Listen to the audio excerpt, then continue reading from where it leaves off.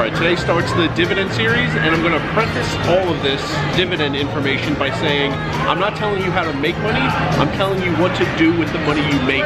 This is one way to retire. So first, what is a dividend? So some companies will take all the money they make and they'll just put it into expanding themselves, into doing new things, bigger things. Some companies, with the money they have on hand, the cash they have, they'll pay it out to their shareholders. You'll get paid just for owning a position in the company. Some companies like Tesla, Google, they're never going to pay dividends. Other companies like Illinois Tool Works, AT&T, Ben Franklin, they pay dividends. They do it very consistently, and you'll get paid just because you own shares. Most dividend-paying companies pay 4 times per year. So say a company has a $4 dividend, that means probably that 4 times a year, they're going to pay out $1. So first quarter of the year, they pay $1. Second quarter of the year, they pay $1. Third quarter of the year, they pay $1. Fourth quarter of the year, they pay $1. That's $4 total, and they pay out $1 per share. So if you own 100 shares, then in the first quarter of the year, your 100 shares times the $1, you get $100. Second quarter, another 100. Third quarter, another 100. Fourth quarter, another 100. It's how many shares you have, multiply that number by the dividend amount, and that's the payment you get just for owning shares in that company. But what's the essence of a dividend plan? First, I'm going to show you what most people try to do in the stock market, and it's not dividend related. So what is any position in the stock market worth? Well, it's the value of a product. The product is number of shares multiplied by stock price. So let's say you bought 20 shares or something, and let's say right now the stock price is $50. Well, 20 multiplied by 50 is $1,000.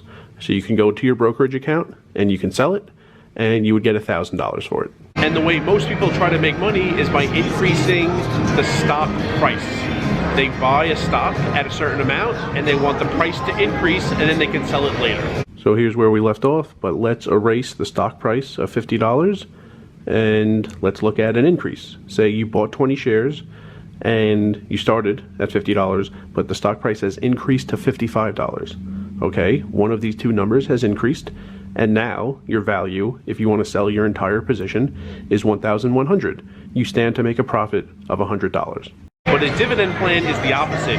Your focus is on increasing the amount of shares you own. So let's return to this example, but this time we're going to change the share amount. So we started with 20 shares at $50.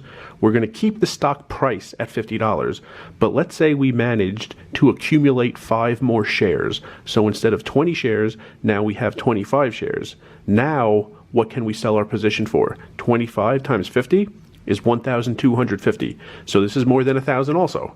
You can make your profit by increasing the stock price amount or the share amount. So, a dividend plan is a long-term plan where your focus is on trying to increase the amount of shares you own in order to increase the value of your positions. I'll get a little more into it in later videos. It's going to be a little more technical. There's going to be some graphs. There's going to be a little more math. Starting off though tomorrow, I'm going to tell you what types of companies are great for the early stages of a dividend plan, what types of companies to look for the late stages of a dividend plan, and what companies, even if they pay dividends, do you never want in your dividend plan. You want to avoid at all costs. Yeah, I got it at the stadium.